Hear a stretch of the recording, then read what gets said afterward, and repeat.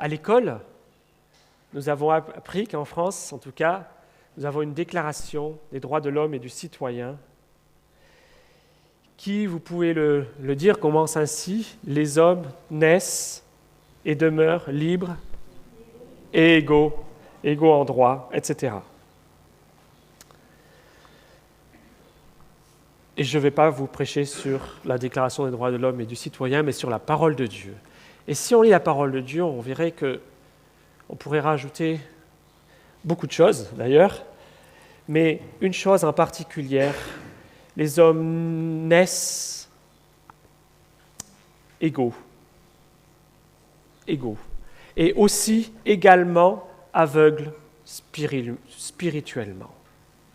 Nous naissons aveugles spirituellement, tous, sans exception,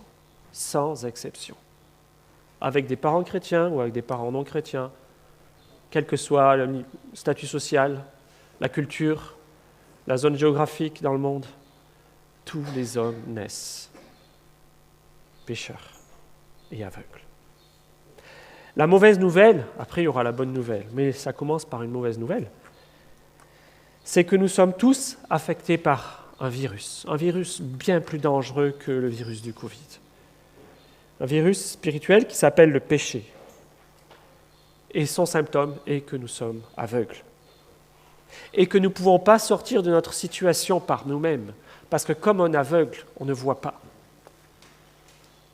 On ne voit pas s'il y a une marche devant nos pieds. On ne peut rien faire si on n'est pas aidé. Et même dans un pays comme la France, qui a connu le siècle des Lumières, eh bien même en France, nous sommes aveugles de naissance. Que ce soit la philosophie, notre intelligence, notre raison avec un grand R, la religion même, ou être d'une bonne famille, ou être reconnu dans la société avec une bonne place, et nous sommes désespérément aveugles et dans le noir, dans les ténèbres, incapables d'ailleurs de comprendre pourquoi nous sommes là, où nous allons, incapables de nous diriger, de faire fondamentalement le bien, d'adorer Dieu, notre Créateur, de l'aimer, de faire sa volonté.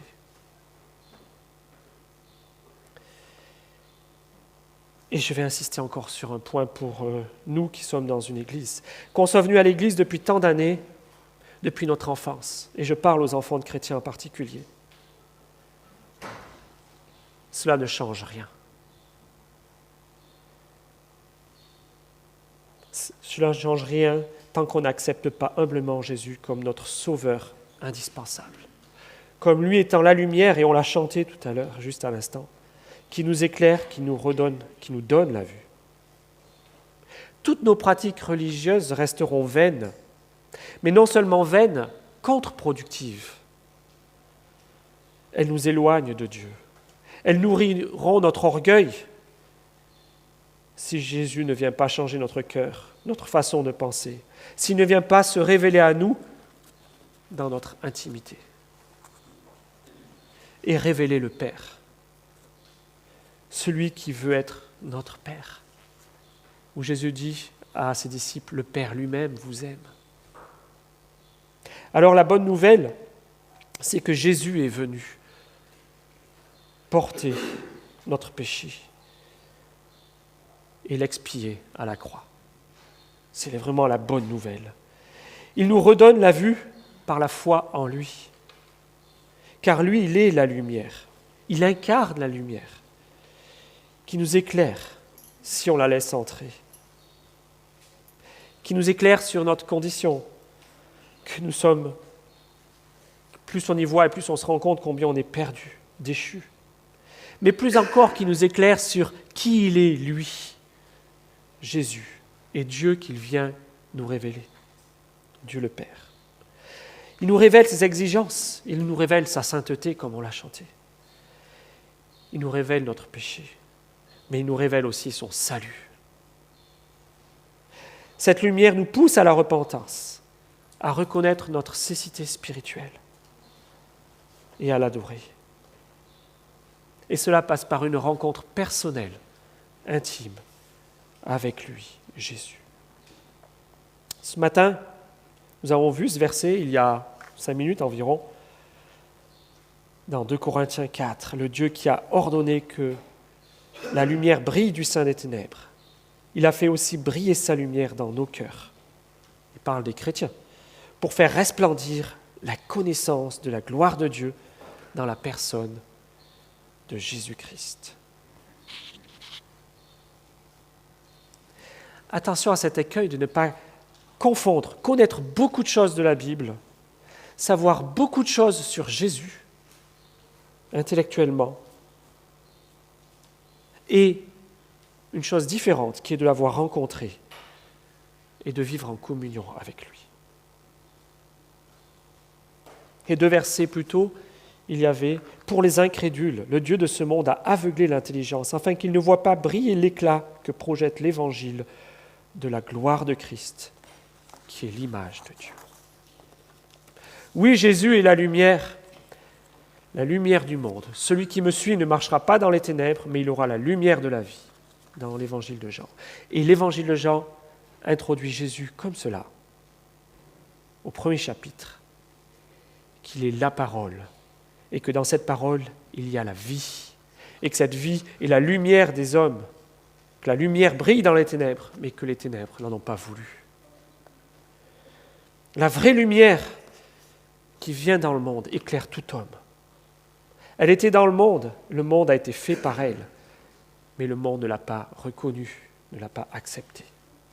Elle est venue chez les siens, chez ses créatures, dans son propre peuple, et les siens ne l'ont pas accueilli. Jésus a été rejeté.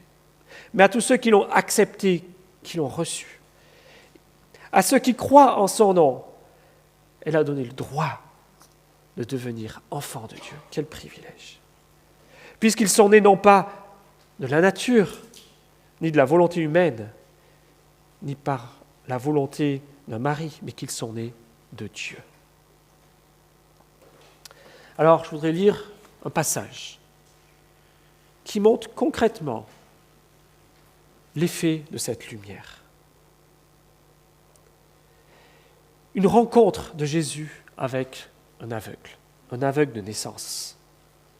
Un aveugle de naissance qu'il guérit.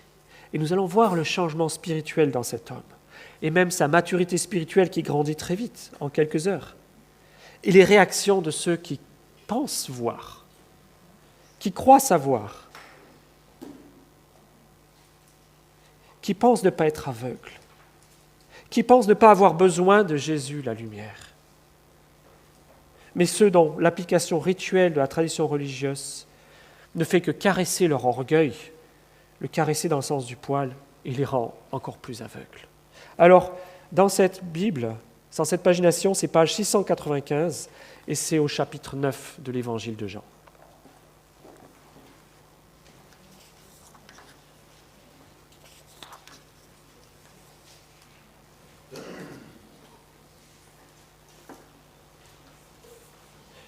Et nous allons lire tout le chapitre.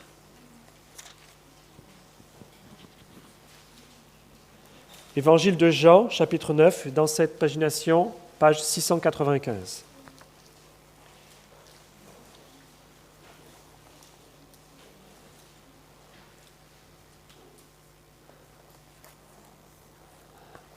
Jésus vit, en passant, un homme aveugle de naissance.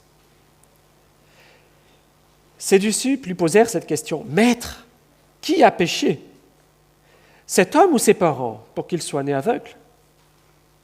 Jésus répondit, « Ce n'est pas que lui ou que ses parents aient péché, mais c'est afin que les œuvres de Dieu soient révélées en lui.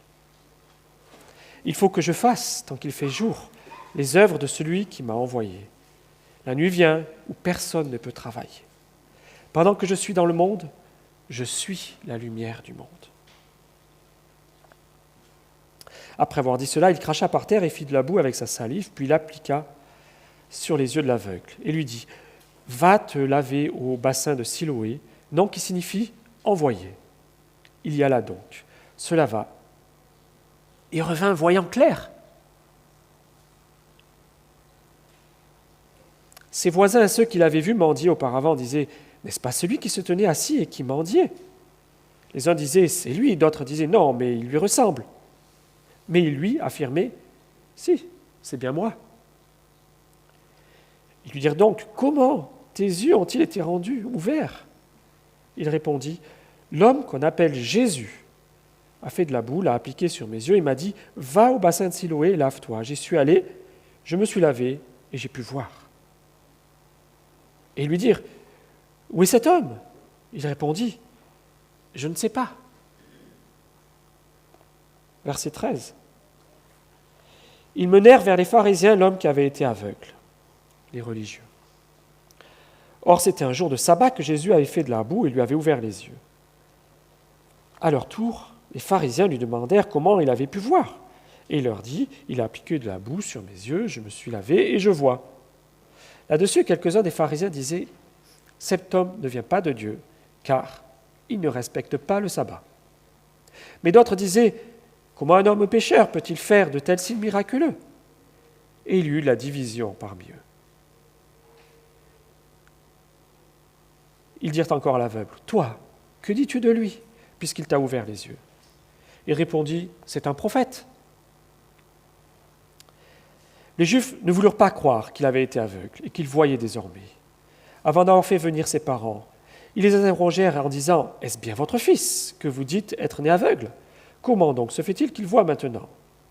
Ses parents répondirent, nous savons que c'est bien notre fils et qu'il est bien né aveugle. Mais nous ne savons pas comment il se fait qu'il voit maintenant, ni qui lui a ouvert les yeux. Interrogez-le lui-même, il est assez grand pour parler de ce qui le concerne. Ses parents dirent cela parce qu'ils avaient peur des chefs des Juifs. En effet, ceux-ci avaient décidé d'exclure de la synagogue celui qui reconnaîtrait Jésus comme le Messie. Voilà pourquoi ses parents dirent, il est assez grand, interrogez-le. Les pharisiens appelèrent une seconde fois l'homme qui avait été aveugle et lui dirent, rends gloire à Dieu. Nous savons que cet homme est un pécheur.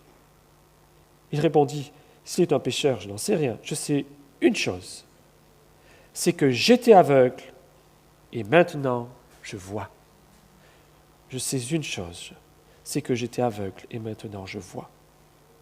Ils lui dirent de nouveau, que t'a-t-il fait? Comment t'a-t-il ouvert les yeux? Il leur répondit, je vous l'ai déjà dit, vous n'avez pas écouté. Pourquoi voulez-vous l'entendre encore? Voulez-vous, vous aussi, devenir ses disciples?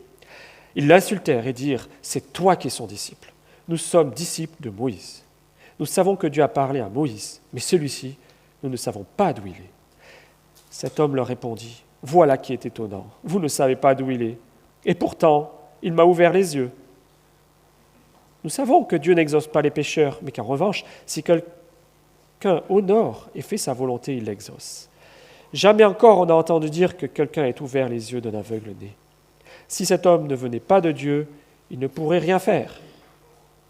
Ils lui répondirent, tu es né tout entier dans le péché et tu nous enseignes? Ils le chassèrent. Jésus apprit qu'il l'avait chassé. L'ayant rencontré, il lui dit, crois-tu au Fils de Dieu? Il répondit, qui est-il, Seigneur, afin que je croie en lui? Tu l'as vu, lui dit Jésus. Celui qui te parle, c'est lui. Alors il dit, je crois, Seigneur. Il se prosterna, il l'adora. Il se prosterna devant lui. Puis Jésus dit, je suis venu dans ce monde pour un jugement, pour que ceux qui ne voient pas, voient, et pour que ceux qui voient deviennent aveugles.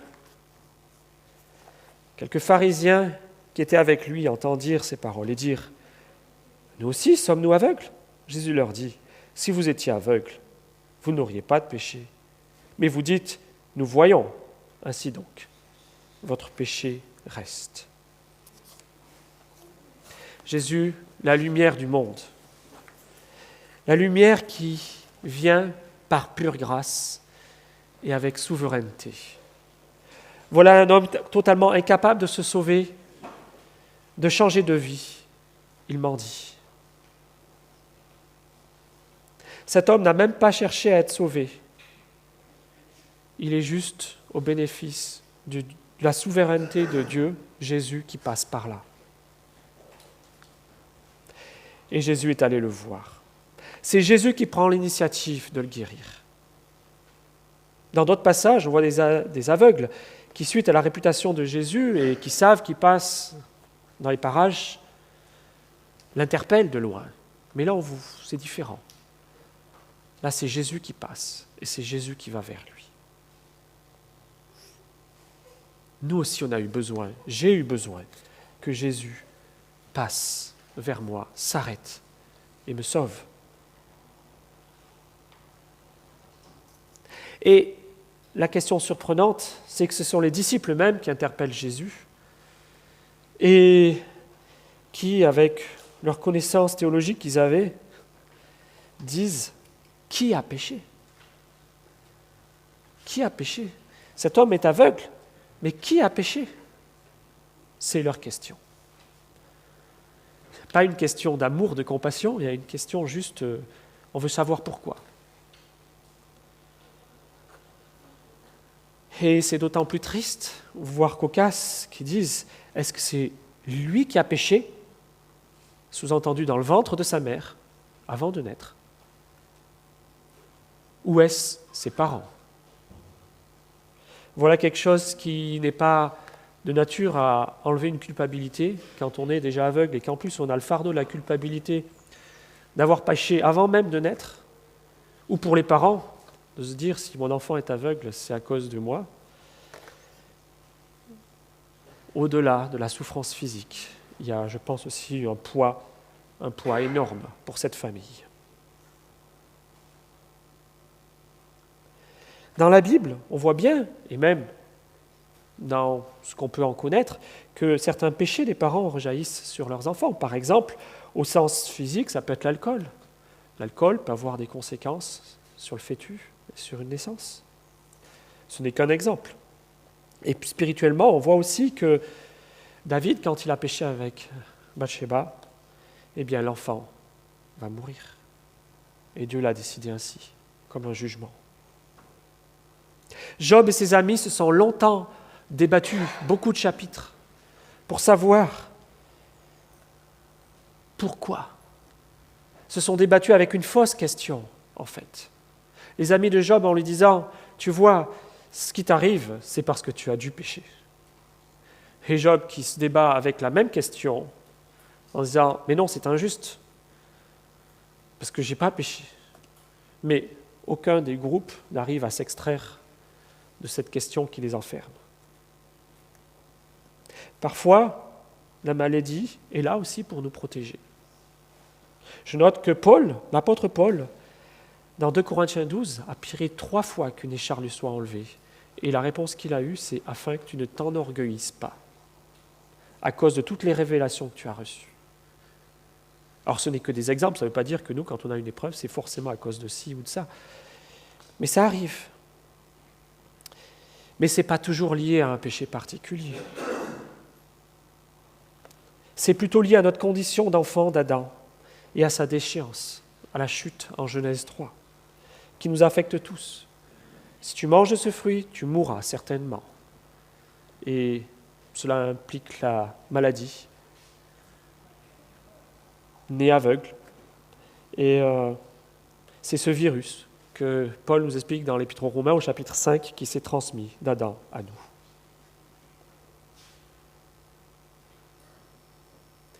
Et Jésus enlève cette culpabilité, cette mauvaise compréhension. Il dit tout de suite, lisez-le avec moi, verset 3, « Ce n'est pas que lui ou ses parents aient péché, mais c'est afin que les œuvres de Dieu soient révélées en lui. » Une vision complètement différente de la maladie ou de la souffrance. Quelques chapitres plus loin, au chapitre 11, considérant Lazare, Jésus va dire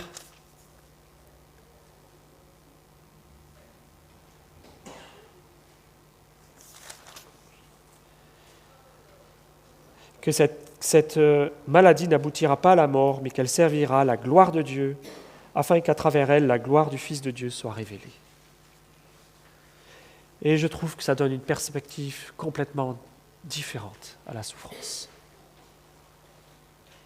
Alors, je me dis, plutôt que de nous apitoyer sur nos épreuves et elles peuvent être lourdes. Ayons la foi de voir Dieu à l'œuvre dans nos vies. Comme à Paul, il a dit, ma grâce te suffit. Demandons-lui, prions-le, que cette épreuve puisse avoir son but parfait, de garder les yeux fixés vers lui, Jésus, et pas sur nous, notre épreuve. Ailleurs, il est dit que nous est rappelé que toute chose concourt au bien de ceux qui aiment Dieu. Ce n'est pas une chose facile. Mais en tout cas, Jésus est venu enlever cette fausse compréhension. Mais la lumière vient non seulement pour enlever une fausse compréhension, mais pour faire un miracle. Jésus, physiquement, va donner la lumière à cet homme. Et il l'annonce avant de faire son miracle. Avant de faire son miracle, Jésus dit, « Il faut que je fasse, tant qu'il fait jour, les œuvres de celui qui m'a envoyé. Pendant que je suis dans le monde, je suis la lumière du monde. » Ce miracle physique aura une portée spirituelle.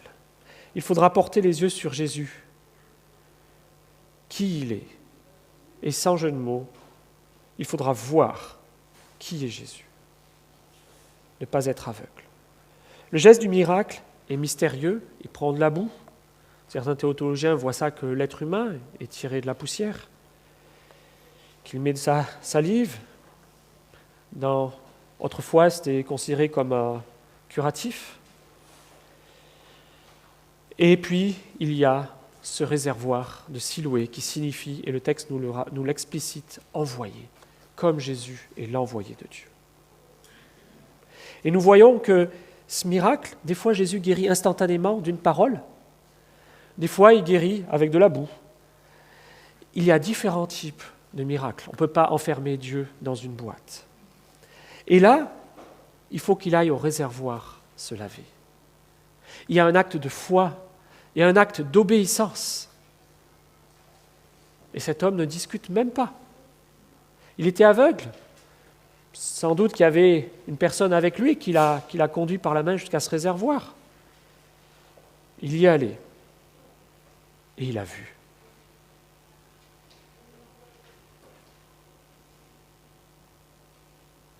Et cet homme aura une autre vie. Il ne mendira plus. Mais ce sera plus que cela. C'est qu'il va voir non seulement les arbres, les visages, le soleil, le ciel, tout autour de lui, mais il va voir Jésus. Il va comprendre qui est Jésus spirituellement. Alors qu'en face, nous allons voir des personnes qui pensent voir, qui pensent savoir, qui pensent ne pas être aveugles et qui sont complètement aveugles. Alors les voisins ont cette curiosité mêlée d'incrédulité. Ils lui ressemblent. Et quand ils veulent se départager, qu'est-ce qu'ils font ? Bien, ils vont voir les religieux qui doivent savoir. Et il y a cette première rencontre avec les religieux qui arrivent à un constat que Jésus a violé le sabbat, parce que la guérison a eu lieu un jour de sabbat, et pour les Juifs, faire de la boue, travailler la boue, c'est travailler. On n'a pas le droit le jour du sabbat, dans leur compréhension. Un autre camp dit tout de même c'est gênant parce que un pécheur peut-il faire de tels signes miraculeux ? Et on va voir que ça sera repris comme argument tout à la fin. Et avec ces deux points de vue qu'ils n'arrivent pas à réconcilier, l'échappatoire pour eux, la sortie, c'est finalement de nier l'évidence, de dire qu'il n'y a pas eu vraiment miracle, et cela permettrait de clôturer le débat. Et c'est dans cet état d'esprit qu'il convoque les parents, qui confirment en fait la naissance aveugle. Et comme cet homme voit, eh bien, pas de chance pour eux, si j'ose dire, il y a vraiment eu miracle. Les parents n'en disent pas plus par peur des représailles d'exclusion de la communauté. Combien c'est triste de voir cet aspect d'une secte, finalement, qui fait une pression sur les parents. S'il y en a un qui dit ça, il est éjecté. Les religions sont alors dans une impasse. Mais plutôt que de remettre en cause leur tradition, leur compréhension du sabbat, et reconnaître que le miracle vient de Dieu et que Jésus est bien son envoyé, ils préfèrent s'entêter, s'endurcir, car pour eux, il est hors de question de reconnaître que Jésus soit le Messie.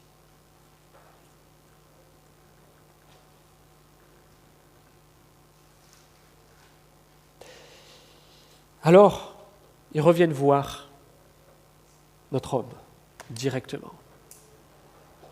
Et là, ils lui mettent la pression cette fois-ci. Après avoir mis la pression aux parents, ils mettent la pression sur lui. Ils lui disent, nous savons, c'est indiscutable, que cet homme, ce Jésus, est un pécheur, au verset 24. Nous savons. Et la suite du débat, c'est une bataille entre nous savons et nous savons. Nous savons par la parole de Dieu que, nous savons que. Et ils mettent la pression sur cet homme en disant, rends gloire à Dieu. Rends gloire à Dieu. Et cette expression, c'est une expression de serment qui a été déjà utilisée, si vous connaissez l'histoire d'Akan dans Josué 7, où Akan a pris de l'interdit à Jéricho. Et quand Josué découvre qui c'est qui a commis ce péché en Israël, il commence à l'interpeller en disant « Rends gloire à Dieu ». Donc, rends gloire à Dieu, ce n'est pas faire un chant ou dire une belle parole sur Dieu, c'est faire un serment, comme au tribunal. En gros, dis la vérité sous peine de mort, quoi. À vous. Et notre homme reste très factuel. Il dit, je ne sais pas votre débat, mais moi je sais une chose, c'est que j'étais aveugle et que maintenant je vois. Et je trouve que c'est une très belle parole.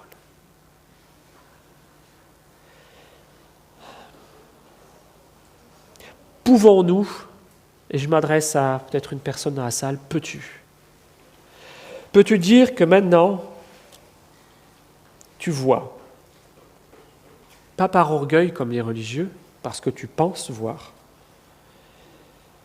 mais parce que la parole de Dieu t'a éclairé sur ton état de misère.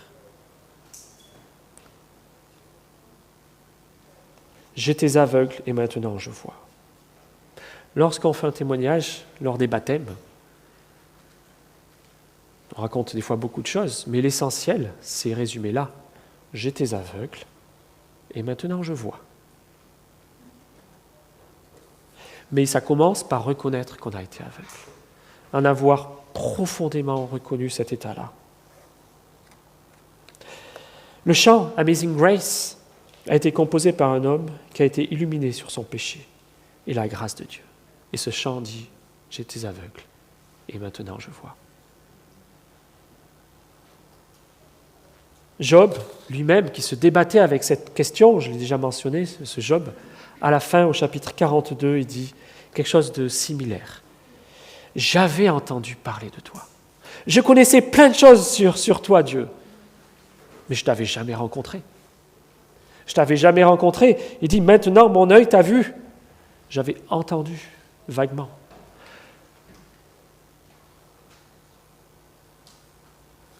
Et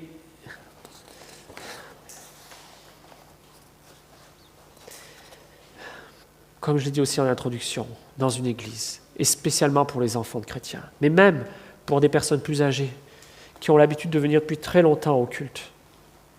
On a entendu beaucoup de choses sur Jésus, sur la Bible, sur Dieu. On peut peut-être réciter des versets par cœur. On peut peut-être savoir dire l'Évangile. Mais est-ce qu'on a rencontré Jésus? Est-ce qu'on peut dire comme Job, maintenant mon œil t'a vu? Est-ce qu'on peut dire comme cet homme aveugle-né, j'étais aveugle, maintenant je vois?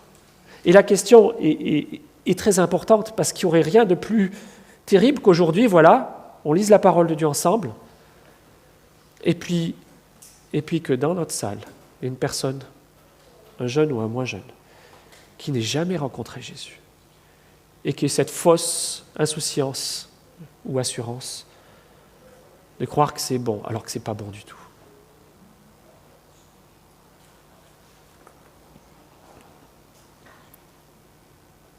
Les religions la connaissance religieuse nettoie la surface.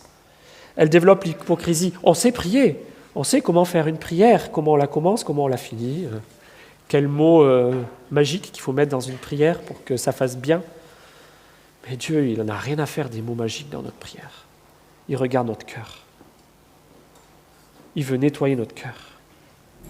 Il veut nettoyer notre orgueil. Dans Apocalypse 3, c'est le Saint-Esprit qui parle à une église. C'est l'apôtre Jean qui écrit l'Apocalypse. Et il dit même à des gens qui se disent chrétiens. Alors là, on n'est plus avec des pharisiens religieux, mais on est à des gens qui se disent chrétiens. Parce que tu dis, je suis riche. Pas riche forcément d'argent, mais riche, autosuffisant spirituellement. Je n'ai besoin de rien. Tu ne connais pas que tu es toi malheureux, pauvre, misérable, aveugle et nu. Il le dit à une église, à des chrétiens. Et le passage dit, Jésus dit, parce que tu n'es ni froid ni bouillant, je vais te vomir de ma bouche.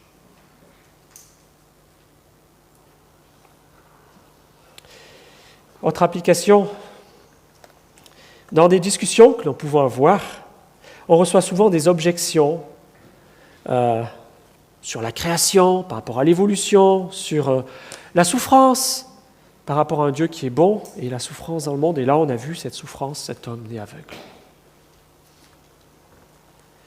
Ces questions, souvent, font diversion. Elles ne sont pas là pour répondre aux vraies questions. Alors, si nous avons fait réellement cette expérience de se rendre compte qu'on était aveugle avant de connaître Jésus, disons-le. Si vous avez une discussion avec des gens d'autres religions, ou avec les témoins de Jéhovah, des discussions théologiques à n'en plus finir, la question essentielle, c'est que j'étais aveugle et maintenant je vois. La seule option qui reste aux religieux, finalement, et c'est celle qu'on trouve ailleurs dans les évangiles, quand ils disent à Jésus « Ah, mais tu chasses les démons par Béelzébul, le chef des démons. » Et là, ils étaient contents parce qu'ils avaient trouvé comment résoudre l'équation de « Ah, il guérit le jour du sabbat, ça contrevient à nos rites, à notre façon de comprendre le sabbat, et il fait des miracles. » Et la seule manière de résoudre les deux, c'est de dire « C'est par Béelzébul. » Quel aveuglement. Refuser le Saint-Esprit, finalement, de voir que le Saint-Esprit était clair pour te dire c'est Jésus annoncé par les prophéties. Et tu vas dire c'est le chef des démons. Là, ils n'en sont pas là, ils ne le disent pas. Mais je pense qu'ils n'en sont pas loin et que c'est leur seul échappatoire. La première échappatoire, c'était de dire que le miracle n'avait pas eu lieu. Il a bien eu lieu, il n'y a plus d'échappatoire. Mais ils n'ont pas le temps, parce que notre homme, qui est quand même bien perspicace, je trouve, il y voit clair vraiment. Il leur prend le contre-pied avec un humour piquant. Bien, à me poser toutes ces questions, est-ce que vous aussi, vous ne voulez pas devenir ces disciples de Jésus? Alors c'est le summum de la provoque, là, c'est clair. Alors que ces hommes ont fait peur à ses parents en disant « on va vous exclure », lui dit juste des choses évidentes. « J'étais aveugle et je vois. Bon, vous m'embêtez, cet homme, oui, c'est un maître. Et oui, finalement, je suis son disciple. Mais vous, voulez-vous aussi être son disciple? Vous devriez. » Et il appuie là où ça fait mal, car ils ne veulent pas de Jésus. Et plus tard, dans le livre des Actes, on verra qu'il tente, au chapitre 4, quand il y a ce boiteux qui marche, où Pierre et Jean ont dit « Nous n'avons pas d'argent et d'or à te donner. Tu m'en dis, lui aussi il m'en dit. Mais au nom de Jésus, vas-y, lève-toi, marche. » Il a couru, il a dansé, il a sauté de joie dans le temple. Et qu'est-ce que répondent les religieux? Ils tentent d'interdire aux disciples, ils veulent les mettre en prison, mais ils savent que tout le peuple est témoin de ce qui s'est passé. Alors ils disent, ne dites plus rien au nom de Jésus. Vous pouvez faire tout ce que vous voulez, ou même des miracles, vous avez le droit. Vous pouvez faire des bonnes œuvres, vous avez le droit. Et aujourd'hui, on nous dit aussi la chose, c'est bien, les chrétiens, les églises continuent à faire des bonnes œuvres, c'est utile pour la société, pour tout. Mais par contre, ces religieux-là leur disaient, pas au nom de Jésus. Et eux, ils répondent, est-ce que nous pouvons ne pas parler des choses que nous avons vues et entendues? basique. Alors ils sont acculés, et la réponse est l'insulte, lorsqu'on n'a plus d'arguments, puisqu'ils avaient déjà décidé du sort de Jésus. Notre homme grandit vite en maturité. Il est éclairé par la lumière divine. Et sans l'avoir prémédité, il en arrive, lui, le mendiant né aveugle, mendiant il y a quelques heures, il en arrive à enseigner les religieux. Ça va les vexer encore plus. Et avec un humour décapant, au verset, il leur dit, versets 31 à 33, « Il est étonnant quand même que vous ne sachiez pas d'où ce Jésus est, d'où il vient, que vous ne connaissiez pas son CV. Il est étonnant quand même. » Je trouve qu'il y a beaucoup de tact et beaucoup de piquant. C'est alors le rejet de cet homme et de son témoignage, mais au-delà, c'est le rejet de Jésus. Et ils reviennent à notre début du passage et disent « Tu es né dans le péché ». Tout entier même né dans le péché. Ils en reviennent à « Donc tu es un pécheur ». Écrasé par le péché, noyé dans le péché depuis avant ta naissance. Donc viens pas nous parler. Eux, ils se croient voyants. Ils ne se voient pas comme étant nés aveugles. Comme je disais en introduction, nous sommes tous nés aveugles.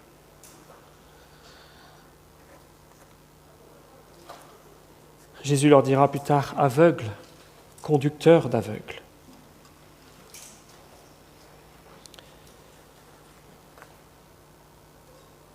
Eux aussi ont besoin d'un miracle, du miracle de la nouvelle naissance, puisque c'est un miracle. Jésus a fait ce miracle de rendre la vue à un aveugle, mais voir qu'on est aveugle, voir Jésus, rencontrer Jésus, c'est un miracle, tout aussi important, tout aussi difficile à réaliser, si j'ose dire. La conversion d'être illuminé par Jésus et combien la parole de Dieu, des fois, est vraiment littérale et puissante. Des fois, on aime interpréter la parole de Dieu avec des images, comme des métaphores, mais des fois, elle est vraiment puissante. Rappelez-vous, l'apôtre Paul, quand il a eu ce miracle, ou sur le chemin de Damas, où il voulait persécuter les chrétiens, il est tombé du cheval. Et il est amené, à la fin, chez un Ananias qui va lui imposer les mains pour qu'il recouvre la vue. Et qu'est-ce que dit le texte ? Il lui est comme tombé des écailles des yeux, au sens physique. L'apôtre Paul, un savant religieux de son temps, avec une piété extraordinaire, avec une motivation à servir son Dieu de toutes ses forces, en luttant contre le péché. Il était un aveugle. Il avait des écailles sur ses yeux.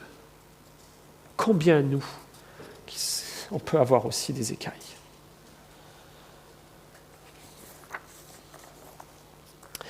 Alors le passage se termine par cette rencontre, puisque notre homme, tout ce qu'il dit jusqu'à présent, il n'a pas encore vu Jésus de ses yeux. Il ne l'a plus rencontré. Ensuite, il allait à Siloé, et Jésus a continué son chemin, et quand il est revenu, il n'y avait plus Jésus. Il ne l'a pas vu encore. Mais Jésus, cette fois-ci, va faire une deuxième rencontre. La première était volontaire, comme on l'a vu. Et la deuxième est aussi volontaire. C'est Jésus qui va le chercher. À un moment où il est seul à seul, pour parler cœur à cœur. Une rencontre avec Jésus. Une deuxième rencontre. Plus pour guérir, être éclairé, mais pouvoir adorer Jésus. Vraiment le connaître.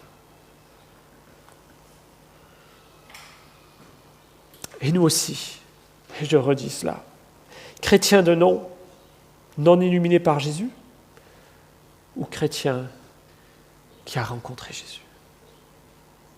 Et pas qu'une fois, toute la vie. C'est une vie de communion avec lui que veut notre Dieu. Avoir cette joie du salut, cette fraîcheur qu'a cet homme, et pas une apparence religieuse morte. Ce n'est pas un bagage religieux qu'on a de nos parents. Ce n'est pas quelque chose qu'on apprend intellectuellement. Il y a une démarche intellectuelle sans doute, mais il faut que ça descende au niveau du cœur. Et ma question, je terminerai là-dessus. L'avez-vous, l'as-tu rencontré? As-tu vraiment rencontré Jésus? Réalise ta cécité. Viens à Jésus. Il est la lumière qui donne la vie. Je vais prier, puis nous chanterons.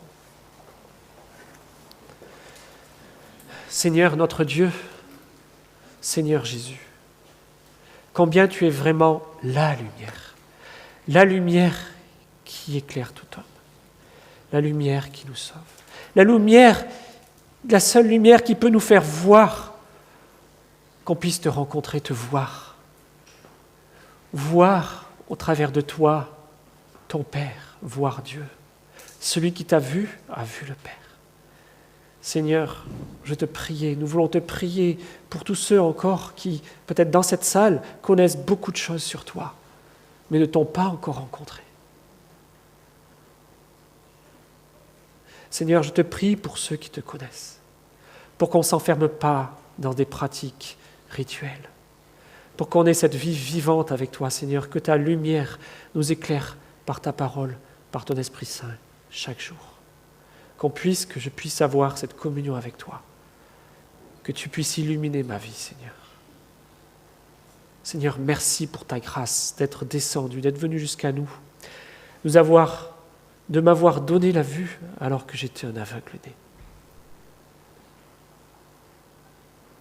Seigneur, oui, fais encore ton œuvre dans ce monde, touche notre cœur et que nous puissions nous aussi être des luminaires qui te reflètent, Seigneur, qui portons ta lumière, Seigneur, cette bonne nouvelle de ton salut, Seigneur.